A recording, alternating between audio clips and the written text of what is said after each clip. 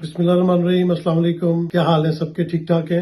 آج عمران خان صاحب کے حوالے سے ایک خصوصی خبر ہے، خوشخبری بھی ہے، بتاؤں گا پروگرام کے درمیان میں۔ پہلے ہم ڈسکس کرتے ہیں کہ جو پاکستان کی معیشت کے اوپر اتنی بڑی بات ہو رہی ہے اور SIFC بنایا گیا ہے، ہمارے army chief general Asim Munir صاحب بھی بہت انٹرسٹ لے رہے ہیں اس کے اوپر۔ چلے، فوج کو انٹرسٹ لینا چاہیے کیونکہ ملک کی سرحدوں کی حفاظت کرتے ہیں، تو ملک کے اندر بھی جو معاملات ہیں ان کو دیکھنا چاہیے۔ اور اگر ایک ٹریک ریکارڈ دیکھا جائے تو DHA لے لیں یا عسکری سیمنٹ لے لیں یا فوجی فاؤنڈیشن لے لیں، وہاں پہ کرپشن بھی کم ہے اور وہ ادارے بڑی ترقی کر رہے ہیں۔ تو اگر ایک ہائیبرڈ نظام کے تحت مل جل کے معیشت کو کچھ ایسا سہارا دیا جاتا ہے جس سے پاکستان کی عوام کو کوئی فائدہ پہنچے، تو وہ کام ضرور کرنے چاہیے۔ لیکن یہاں پہ ایک بات بڑی امپورٹنٹ ہے کہ پاکستان میں مجھے تو اب جو ایک اصل مسئلہ نظر آتا ہے نا، جب سے میں پیدا ہوا ہوں، پلا بڑا ہوں، مجھے تو نظر آتا ہے کہ پاکستان میں الیکشن کمیشن اور الیکشن کا جو نظام ہے وہ بہت گندا ہے۔ جب ہم بہت چھوٹے تھے، اسکول میں تھے، تب ہم نے دیکھا کہ شاید اس وقت پاکستان کا پہلا الیکشن تھا 1970 کا، اور وہ الیکشن تو شاید صاف اور شفاف ہو گئے، لیکن اس کے بعد کیا ہوا؟ اس کے بعد ہمیں اپنا آدھا ملک کھونا پڑ گیا۔ اس کے بعد 1977 میں جب الیکشن ہوتے ہیں، اس کے بعد بھی پاکستان کے اندر آپ نے دیکھا کہ کتنی قتل و غارت مچی۔ اس وقت جو اپنا یہ اپوزیشن جماعتیں تھیں، سب نے مل کے بڑا احتجاج کیا۔ اس کے بعد مارشل لا پاکستان میں لگا، پاکستان کے بہت بڑے لیڈر ذوالفقار علی بھٹو گرفتار ہوئے، مقدمہ چلا، ان کو پھانسی دی گئی۔ تو اصل روٹ کاز جو ہے ساری پرابلمز کی، وہ تو پھر مجھے الیکشن نظر آتے ہیں۔ تو پاکستان میں جتنی بھی سیاسی جماعتیں ہیں، ان تمام کو مل جل کے سوچنا چاہیے کہ یہ کسی طرح الیکشن جو ہے ان کو ایک تو صاف اور شفاف ہونا چاہیے، الیکشن سے پہلے بھی، الیکشن والے دن بھی، اور الیکشن کے بعد جو ریزلٹ آتے ہیں وہ بھی بہت امپورٹنٹ ہوتے ہیں۔ چلے ہم 2002، 2008، 1990 کے الیکشن میں نہیں جاتے، حالانکہ گڑبڑ تو اس وقت بھی ہوتی رہی۔ محترمہ بینظیر بھٹو شہید بھی اس وقت اعتراض اٹھاتی رہی، ایک وقت تھا کہ ان کو صرف پنجاب سے چند ایک سیٹیں دی گئی تھیں۔ تو یہ الیکشن میرے خیال سے پاکستان کا سب سے بڑا مسئلہ ہے، کیونکہ جب آپ عوام کے پسندیدہ لیڈر جس کو عوام ووٹ دیتی ہے اس کو اقتدار نہیں دیتے، تو مسئلہ اس وقت ہی پاکستان کے اندر شروع ہو جاتا ہے۔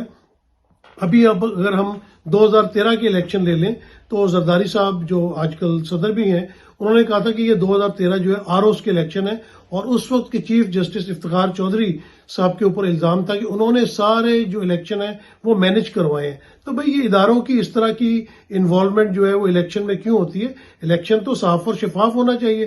جب آپ کہتے ہیں ملک میں جمہوریت ہے، عوام جو ہے وہ طاقت کا سرچشمہ ہے، تو عوام کی بھی تو کوئی سنے نا، کیونکہ عوام ہی بھگتتی ہے۔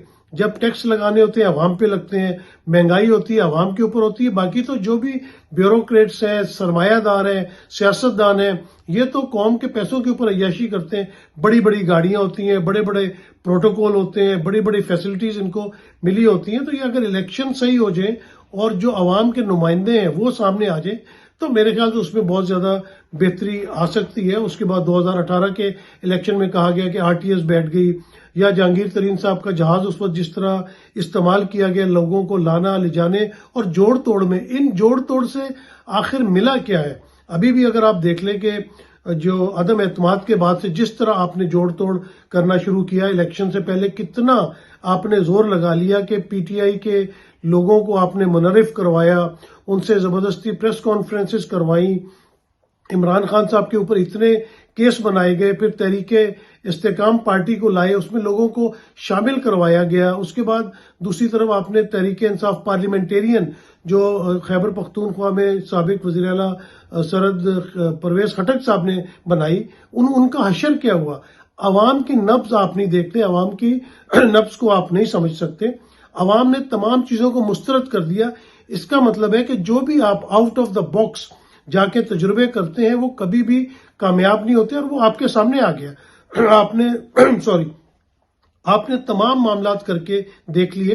آپ نے PTI پہ بین لگانے کی کوشش کی، آپ نے عمران خان صاحب کے اوپر کتنے مقدمے بنائے، آپ نے جلد از جلد ان کے اوپر فیصلے بھی دے دیے کہ شاید عوام جو ہے وہ منحرف ہو جائے یا ڈپریشن میں آ جائے، لیکن آپ نے دیکھا کہ عوام نے تو نکل کے ووٹ دیے۔ چلے الیکشن والے دن اس دفعہ میں یہ کہہ سکتا ہوں کہ الیکشن ڈے پہ الیکشن بہت اچھے ہوئے، اس کے لیے ہمیں الیکشن کمیشن کو خراج تحسین پیش کرنا چاہیے، کیونکہ بہت زیادہ کوئی گڑبڑ نہیں ہوئی, کوئی شکایات نہیں آئی. لوگوں نے بہرحال کچھ نہ کچھ شکایات ضرور آئیں. لوگ کہتے تھے کہ جب ہم اپنا ووٹ لینے جاتے تھے تو پتہ چلتا تھا یہاں پہ ہمارا ووٹ نہیں ہے, لسٹوں میں تلاش کرنا مشکل ہوتا تھا, کبھی کبھار تو آپ کو اپنا پولنگ بوتھ بھی نہیں ملتا تھا. بہرحال بہت بڑا ملک ہے, 25 کروڑ کی آبادی ہے, ان چیزوں میں بہتری لائی جا سکتی ہے. لیکن جو الیکشن ڈے والے دن پولنگ تھی وہ کافی حد تک بہتر ہو گئی تھی, اور دن کے ٹائم جو 5 بجے تک پولنگ ہوئی تھی اس کے اوپر عوام کو زیادہ شکایات نہیں تھی. اصل معاملہ گڑبڑ ہوتا ہے جب رزلٹ آنا شروع ہوتے ہیں, روز رزلٹ دیتے ہیں, پریزائڈنگ آفیسرز فارم 45 بانٹنا شروع کر دیتے ہیں, اور اس میں ایک ٹرینڈ شروع ہو جاتا ہے کہ اس میں نظر آتا ہے کہ پی ٹی آئی کے جو آزاد امیدوار تھے وہ بہت بڑی تعداد میں جیت رہے ہیں. تو پھر ایک تجربہ کرنے کا خیال کسی کے ذہن میں آتا ہے, اور جو طاقتور حلقے ہیں وہ فوری طور پہ الیکشن کمشنر صاحب کو بھی اپنے پاس بلا لیتے ہیں, کیونکہ وہ 3 گھنٹے غائب رہے اور کسی کو پتہ نہیں چلا کہ وہ کہاں پر تھے.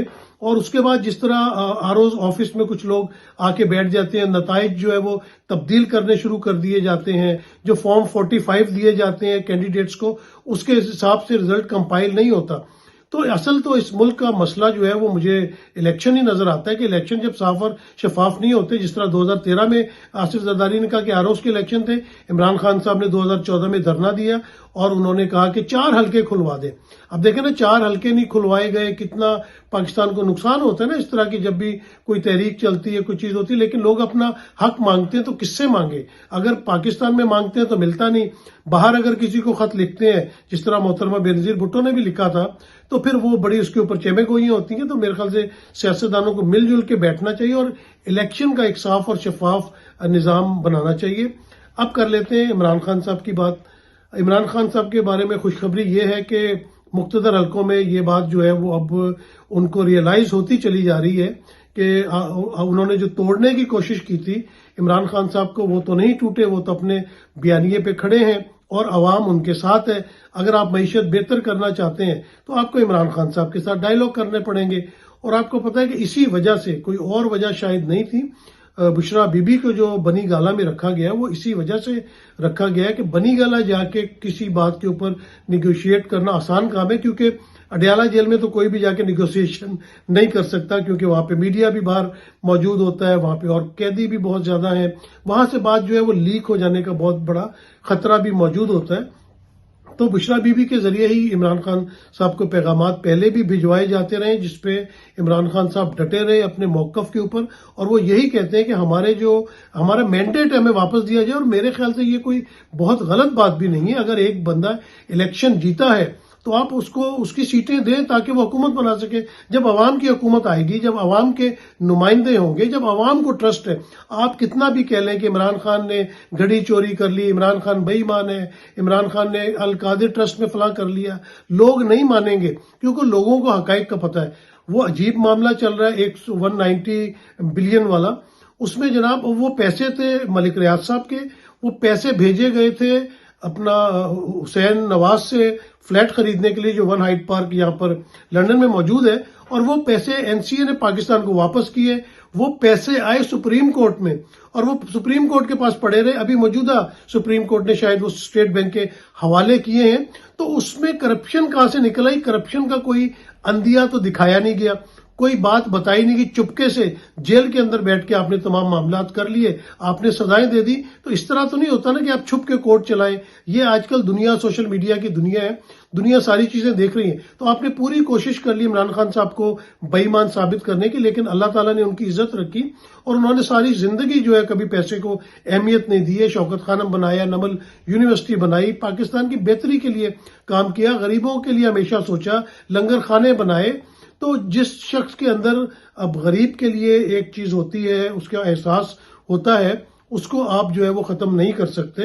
تو ابھی بھی باتیں یہی چل رہی ہیں اور شاید عید کے بعد کوئی خوشخبری آ جائے. عمران خان صاحب کو اپنے جو کیسز ان کے اوپر ناجائز بنائے گئے تھے یا جن کے اوپر ان کو سزائیں دی گئی تھیں, وہ آہستہ آہستہ کیس ختم ہوتے جائیں گے, کیونکہ ان کیسوں کا جب وہ اسلام آباد ہائی کورٹ میں, سپریم کورٹ میں جائیں گے تو ان کا تیا پانچا ہو جائے گا, کیونکہ ان کیسوں میں کچھ رکھا نہیں گیا. وہ بھی ایک اسی طرح کا تجربہ تھا جو استحکام پارٹی بنانے والا یا تحریک انصاف پارلیمنٹرین بنانے والا تجربہ تھا. وہ تجربے بھی ناکام ہوئے.